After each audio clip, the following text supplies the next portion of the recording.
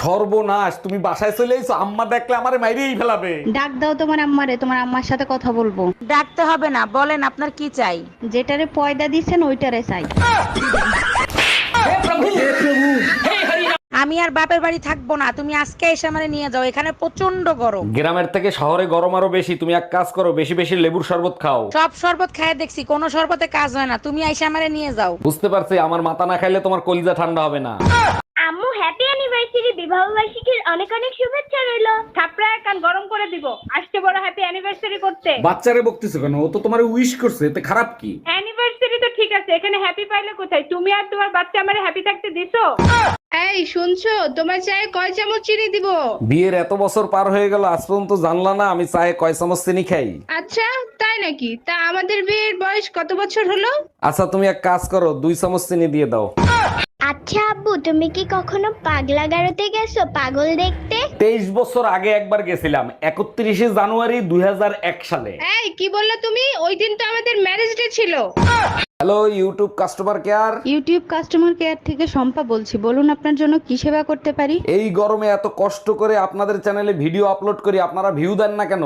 গরমে ইউটিউব সিদ্ধান্ত নিচ্ছে সবার চ্যানেল ফ্রিজ করে দেওয়ার, যাতে গরমে সবাই স্বস্তি পায়। এই তোমারে কাঁচা আম আনতে বলছি আচার দিব বলে, তুমি পাকা আম আনছো কেন? কি উল্টো পুল্টো কথা বলতেছো? আমি তো কাঁচা আমি আনছি, পাকা আম আসবে কোত্থেকে? আমি কি মিথ্যা কথা বলতেছি? রান্নাঘরে গিয়ে দেখে আসো, সব আম পাকা। আম নিয়ে আসার সময় 2 মহিলা অটোতে ছিল, আমার মনে হয় ওই 2 মহিলার কথা শুনে আমগুলো পেকে গেছে।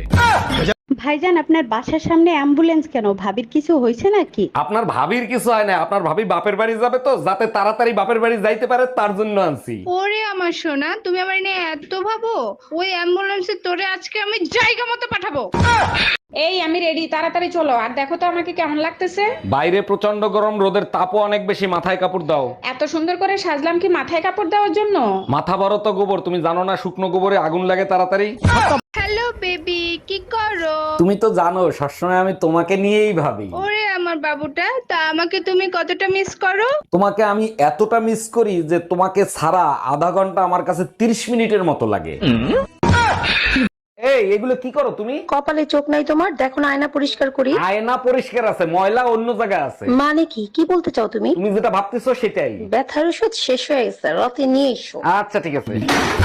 হ্যালো টুম্পা, বাসায় কি আমাদের বিয়ের কথা বলছিলা? কইছিলাম মোর আব্বা আম্মা রাজি না। তাহলে এক কাজ করি, চলো আমরা পালায়ে বিয়ে করি। ছেলে কাল গুই ফলাম, সাথে তোমার মায়ের সব গহনা নিয়ে আইসো। দাম রাহালার ফলা মুই টুম্পর মা।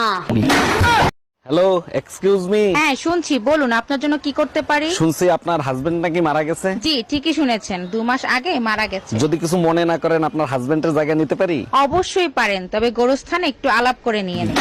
অরুণ ভাই, বেশ কিছুদিন হলো লক্ষ্য করতেছি আপনার সাথে ভাবি অনেক দুর্ব্যবহার করে, কারণ কি? আর ভাবি বললেন না, 7 জন্মের কাহিনী শুনেছিলাম, কোন কোন জন্মে স্বামীর সাথে কিরকম ব্যবহার করবে। কাহিনী শুনেই আপনার সাথে দুর্ব্যবহার করবে, এইটা ভাই হজম করতে পারলাম না। যখন সে বুঝতে পারছে আমার সাথে তার এটাই শেষ জন্ম, তারপর থেকেই অশান্তি করা শুরু করছে। আজকে তোর গুষ্টি দিয়ে ষষ্ঠী পূজা করব আমি।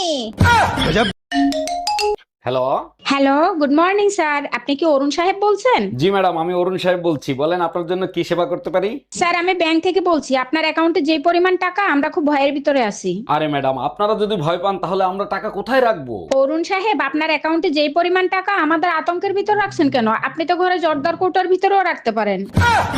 রে কি হইছে, তোর চেহারা ফুটা ফাটা কে? মেলা ফুলে টুলে গেছে নাকি? আরে হ্যাঁ, কি হইছে সেইটা বল। আর কোশ না, বউরে কিস করেছি তারপরে তে অবস্থা। বুঝলাম না, বউরে কিস করলে চেহারা ফুটা ফাটা হবে কে? যার বউ সে দেখতে ফেলাইছে। তোর কপাল ভালো, হাড্ডি গুলো যে আস্ত আছে।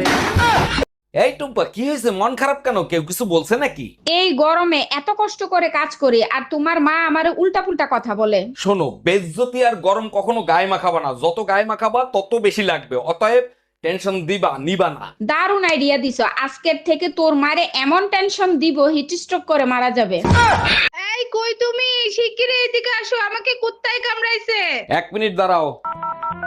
হ্যালো ডাক্তার, আমার বউরে কুত্তায় কামড়াইছে, বড় কোনো সমস্যা হবে না তো? অরুণ সাহেব, খুব দ্রুত ইনজেকশন দিতে হবে, তা না হলে জলতঙ্ক রোগ হতে পারে। হয়ে যেতে পারে মানে অলরেডি হয়ে গেছে। যারে দেখে তারে কামড়ায়, পাগলের মতো ব্যবহার করে। আপনি থাকেন, আমি এক্ষুনি কুত্তা নিয়ে আসতেছি। জানো তোমার জন্য কলিজাটা হাহাকার করে ওঠে, তুমি আমাকে নিতে আসো না কেন? স্বামীর রক্ত না খাইলে তো তোমার আবার কলিজা ঠান্ডা হয় না, তাই কলিজা হাহাকার করে। দেখো বাজে কথা বলবা না, তুমি আমাকে নিতে আসবা কখন সেটা বলো। দেখো তুমি একা একা চলে আসো, কেউ জেনে শুনে জাহান্নামে যাইতে চায় বলো? তুই শুধু একবার বাসায় আয়, তোরে এই জাহান্নামের আগুনেই পোড়াবো।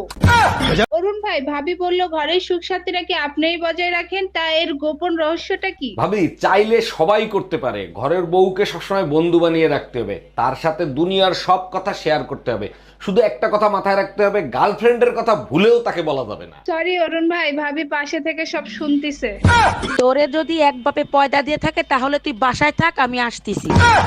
বলো বউ জিন্দাবাদ। বউ জিন্দাবাদ। এবার বলো শ্বশুর শাশুড়ি জিন্দাবাদ। শ্বশুর শাশুড়ি জিন্দাবাদ। আশেপাশের ভাবিরা মুর্দাবাদ। খবরদার, তুমি জিন্দাবাদ তাতে আমার সমস্যা নাই, তোমার বাবা মা জিন্দাবাদ তাতে আমার সমস্যা নাই, আশপাশের ভাবিরা জিন্দাবাদ ছিল, জিন্দাবাদ আছে, জিন্দাবাদ থাকবে।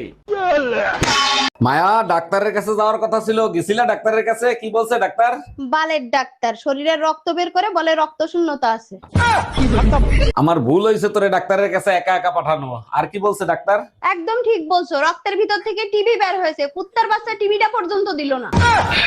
চাচা, হেনার কি কোনো খোঁজ খবর পাইছেন? হেনা কোথায়? বেবি, ইনি কি সেই হেনার বাবা নাকি? হ্যাঁ বেবি, অনেক বড় লোক, গ্রামে 200 বিঘা জমি আছে, শহরে 5টা বাড়ি আছে। বলো কি, তাই নাকি? তা তোমার চাচার নাম্বারটা আমাকে একটু দিবা?